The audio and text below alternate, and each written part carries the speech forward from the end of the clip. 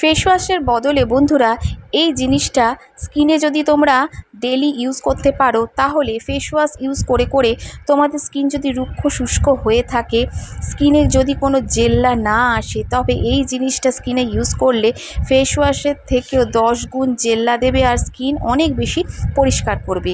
আর গোলাপ জলকে এরপর স্কিনে কিভাবে অ্যাপ্লাই করে সারাদিন তোমরা এই বর্ষাকালে বা গরমকালে থাকবে, তারও একটা ছোট্ট রেমেডি তোমাদের সাথে শেয়ার করেছি বন্ধুরা, যার ফলে তোমাদের স্কিন একদম টান টান থাকবে।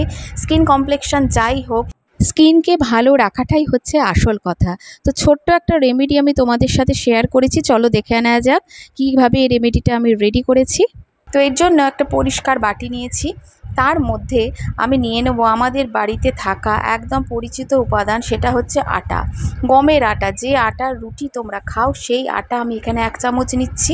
আর নিচ্ছি 1 চামচ চাল গুঁড়ো, আতপ চালের গুঁড়ো এখানে ইউজ করেছি। তোমাদের কাছে সেদ্ধ চাল থাকলে সেটাও মিক্সার গ্রাইন্ডারে বা শিলে গুঁড়ো করে ছাঁকনিতে ছেঁকে সেটা ইউজ করতে পারো। আর এর মধ্যে আমি দিয়ে দিচ্ছি টক দই, বাড়িতে পাতা টক দই হলে খুবই ভালো। এখানে আমি মার্কেট বেস টক দই ইউজ করেছি। টক দই হচ্ছে খুব ভালো ক্লিনজার। এবার এর মধ্যে আমি ইউজ করছি কয়েক ফোঁটা গ্লিসারিন। হ্যাঁ বন্ধুরা, গ্লিসারিন আমাদের স্কিনকে কোমল রাখে, নরম রাখে, আর ভিতর থেকে স্কিনকে পরিষ্কার রাখতে আর স্কিনকে একটা টান টান ভাব আনতে সাহায্য করে। এবার এটাকে মিক্স করতে আমি ইউজ করছি গোলাপ জল, তোমরা এখানে প্লেন জলও ইউজ করতে পারো। দিয়ে খুব ভালো করে একটা স্মুথ পেস্ট তৈরি করে নিয়ে এটা তোমরা স্টোর করে ফ্রিজে রাখতে পারো।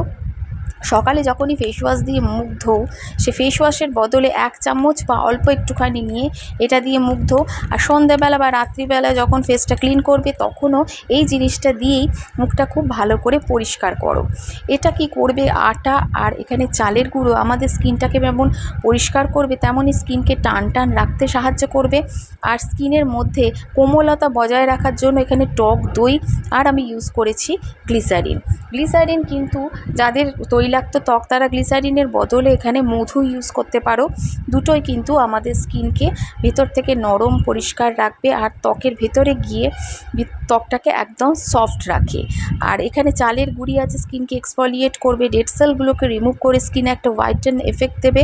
আর আটা কিন্তু খুব ভালো ক্লেনজার, আটা আর টক দই দুটোই আমাদের স্কিনে একটা ব্লিচিং এফেক্ট দেবে, যার ফলে স্কিনটা দেখবে প্রথম ধাপে কতটা পরিষ্কার হয়ে যাবে।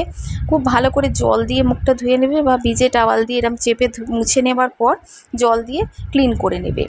তো দেখবে সারাদিন স্কিনটা কতটা ঝলমলে থাকবে, স্কিনে কোনো রকম টান অনুভব হবে না। অনেক সময় দেখবে ফেস ওয়াশ ইউজ করার পরও স্কিন খুব শুষ্ক হয়ে যায়। তো এরপর আমাদের স্কিনে একটু ময়েশ্চারাইজার লাগানো দরকার, তার জন্য এখানে আমি নিভিয়া সফট অল্প একটু নিয়েছি, অল্প একটু স্কিনে অ্যাপ্লাই করবে। এরপর হাতে একটু অ্যালোভেরা জেল নেবে, অ্যালোভেরা জেল নিয়ে তার মধ্যে নিয়ে নেবে কয়েক ফোঁটা গোলাপ জল। এটা একটা ডে স্কিন কেয়ার। দিনের বেলা ফেস ওয়াশের পর অনেকেই আমরা স্কিনে কোনো ময়েশ্চারাইজার অ্যাপ্লাই করি না, এটা কিন্তু ঠিক নয় বন্ধুরা। ময়েশ্চারাইজার আমাদের স্কিনের দিনে রাতে সব সময় দরকার। তাই অল্প একটু নিভিয়া সফট বা যে কোনো তোমাদের ময়েশ্চারাইজার যেটা অ্যাপ্লাই করো সেটার সাথে অ্যালোভেরা জেল আর একটু গোলাপ জল মিক্স করে নিয়ে এইভাবে স্কিনে অ্যাপ্লাই করে নেবে। তারপর তোমরা দিনের বেলা সানস্ক্রিন ইউজ করতেই পারো, বা এটা করা উচিত বাইরে বেরোলে বা বাড়িতে থাকলেও। দেখবে স্কিন কতটা ঝলমলে থাকবে।